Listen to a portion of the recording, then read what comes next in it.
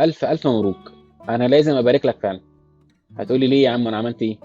هقول لك لان انت لو انت جاي تشوف الفيديو ده نتيجة ان انت دورت على الموضوع ده اصلا، او ان انت كنت لقيت العنوان بتاعه قدامك فدوست على اللينك ودخلت تشوف ايه الكلام، فده في حد ذاته اصلا بيقول ان انت من الاحرار ومن الناس اللي هي قررت ان هي تفهم.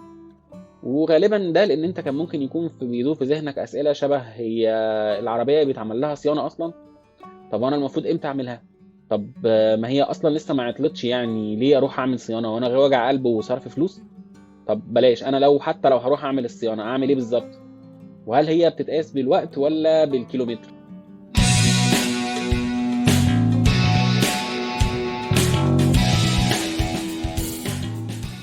بص يا باشا، انا عارف ان احنا شعب فهلاوي وعندنا الكونسبت اللي هو بتاع ان طول ما الحاجه ماشيه وشغاله يبقى فكك وما تحطش ايدك في حاجه وما تلعبش في حاجه.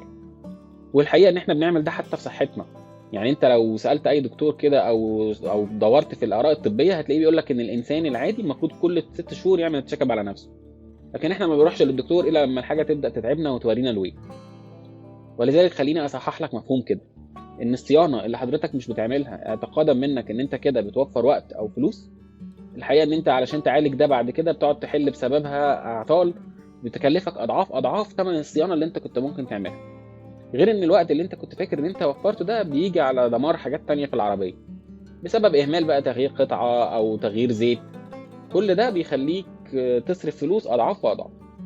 ده غير ان انا عايزك تبقى عارف حاجه مهمه جدا: ان العربيه زي ما هي شايلاك واصيله طول الوقت، لكن هي في نفس الوقت قلبها اسود جدا. يعني الاهمال اللي انت هتعمله لها ده هتقوم هي محوشاه وهتيجي عليك في يوم انت نازل بقى مشوار ومستعجل وهتقفش والله ما انا متعتع. او هتخليك بقى يعني رايح مناسبه ولا يوم بقى الجو فيه مش كويس، سواء حر ولا برد، فهتقوم هتعطل وهتنتقم منك.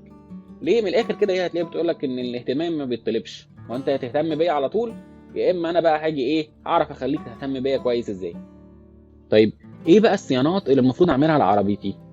اول حاجه، مفيش احلى واجمل من كتالوج الصيانه بتاع العربيه او الدليل الصيانات.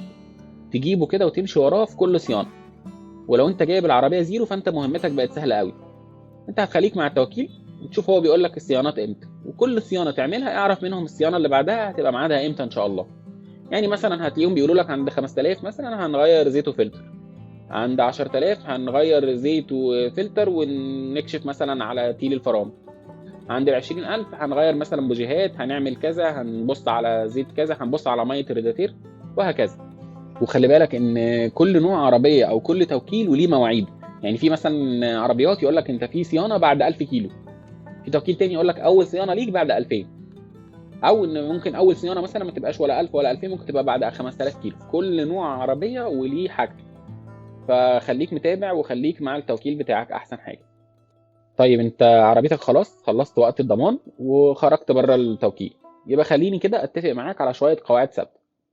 انت لازم تبقى عارف الزيت المناسب لعربيتك وامتى تغيره. وانا كنت عامل لك فيديو هنا على القناه عن الزيت وازاي تغيره وايه المناسب ليك، هسيبه لك فوق في الكارد. روح شوفه وتعالى نكمل الفيديو بتاعنا ده، هستناك ما تخافش. بس خليني اكد عليك على معلومه مهمه: بعد اذنك مع كل مره بتغير فيها الزيت غير الفلتر، وده علشان الشوائب والترسبات. سيبك من الناس اللي بتقول لك غير مره ومره، او يعني من الاخر كده غير الفلتر كل مرتين غير زيت. لا، مع كل مره بعد اذنك غير الفلتر. طيب، وخليك عارف ان مع كل صيانه او كل مره بتغير فيها الزيت اكشف على الاتي: اكشف على فلتر الهواء، وبص على تيل الفرامل، ولو عربيتك بتكييف يبقى لازم تبص على فلتر التكييف. خليني بقى ادي لك الزتونه او اجيب لك البهاريز زي ما بيقولوا، واقول لك ما لم يخبرك به الاخرون. بص يا سيدي، في حاجات كده بتتفق فيها يعني تقريبا 90% من انواع العربيات. وهي ايه؟ ان مع كل مسافه معينه بتتقطع او وقت معين بيخلص لازم تراجع على حاجات معينه. ايه هم؟ بص يا سيدي، مع كل 20000 كيلو او سنه تعدي على العربيه هتغير بوجيهات وهتغير فلتر بنزين. طيب، مع كل 40000 كيلو او مع سنتين هتغير زيت الفتيس، سواء بقى اوتوماتيك او مانيوال. كذلك ميه الرادياتير هتغيرها. وزيت الباور لو العربيه بتاعتك من اللي هي العربيات اللي بيبقى ليها زيت باور، او لو هي كهرباء خلاص قصه خلصانه. كذلك زيت الفرامل هيتغير مع كل 40000 كيلو. في النص كده ما بين ال20 وال40، يعني مع كل 30,000 او مع كل سنه ونص لازم تغير طقم السيور او تراجع على السيور بتاعتك. هرجع تاني واكد عليك ان دي مش قاعده عامه تمشي على كل انواع العربيات، ولكن ارجع تاني للكتالوج بتاع عربيتك واسال في التوكيل بتاعها. اللي انا بقوله لك ده موجود في 90% من العربيات، لكن ده مش معناه ان بالضروره يكون ده المناسب لنوع عربيتك. اسال بعد اذنك علشان ما تاذيش حاجه او ما تتسببش في اعطال ما تعرفش بعد كده تلمها. انا متخيل ان انت طالما حبيبي ولسه بتتابع الفيديو بتاعي لحد اللقطه دي، فانت في ذهنك كده سؤال: هو انت عايزني اقعد افتكر كل الكلام ده وافتكر بقى انا مشيت 20 فاغير مش عارف مين ومشيت 40 فاعمل ايه؟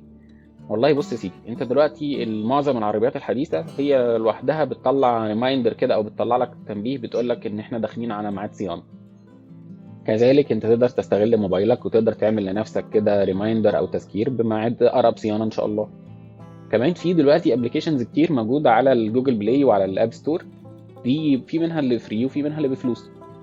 هحط لك تحت في التعليقات اسامي ابلكيشنز منها، يعني استخدمها وشوف وبقى رد عليا كده وقول لي في التعليقات ايه احسن ابلكيشن استخدمته وايه، سواء كان ابلكيشن مدفوع او ابلكيشن فري.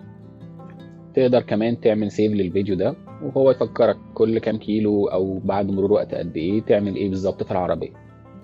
ما تنساش اللايك والسبسكرايب، وخليني افكرك دايما بجمله انا بقولها لك في كل وقت وكل حين: حب عربيتك